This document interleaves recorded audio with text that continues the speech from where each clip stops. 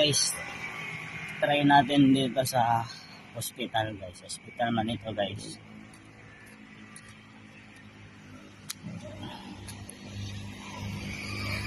Tapat lang to sa daanan guys.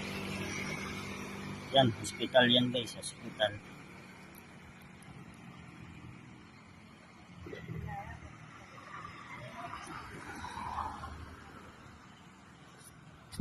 Aray ko. Ito guys, mukhang abandonado na to guys. Abandonado ang hospital.